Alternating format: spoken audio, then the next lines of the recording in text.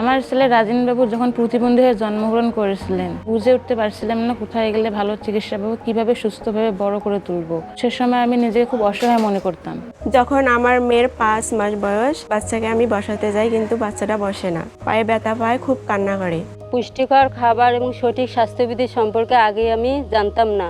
এটি এখন আমার দৈনন্দিন রুটিনের অংশ। 2 বছর আগে আমি একটি হেলদি ভিলেজ উঠান বৈঠকে অংশগ্রহণ করি। সেখান থেকে জানতে পারি শিশুদের পুষ্টিকর খাবারের নিয়ম, সঠিকভাবে বেড়ে ওঠার নিয়ম, পরিষ্কার পায়খানা বাথরুমের নিয়মও জানতে পারি। রাজিন বাবু যখন ঠোঁটকাটা নিয়ে জন্মগ্রহণ করেছিলেন, তার অবস্থা ধীরে ধীরে খুব খারাপ হতে লাগে। হেলদি ভিলেজের পক্ষ থেকে সদর হাসপাতালে নিয়ে যায়।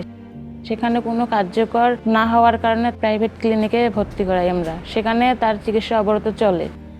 হেলদি ভিলেজের পক্ষ থেকে রাজিন বাবুকে সুবর্ণ কার্ড ভাতার আওতায় নিয়ে এসে দেয়। আমরা সেখান থেকে আর্থিক সহায়তা পাই। এখন এখানে প্রতি মাসে আপারা আসে, বলে যে আপনার এই বাচ্চার কি সমস্যা। আমি বলি লালা পড়ে, হাঁটতে পারে না, কিছু ধরতে পারে না। তখন আমাকে আপারা পরামর্শ দেয় প্রতিবন্ধী সেবা কেন্দ্রে নিয়ে যাওয়ার জন্য।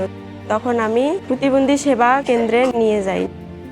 থেরাপি দেওয়ার পর আমার বাচ্চা অনেক শারীরিক জীবনে উন্নতি হয়েছে। সমাজসেবা অধিদপ্তর থেকে সুবর্ণা কার্ড পেয়েছি, এখন নিয়মিত টাকা পাচ্ছি।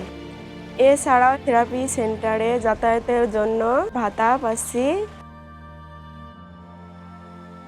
আব্দুল্লাহর শারীরিক প্রতিবন্ধকতা রয়েছে, যার জন্য সপ্তাহে 5 দিন থেরাপি দিতে হয়। থেরাপির খরচ বহন করা আমার জন্য খুব কঠিন ছিল।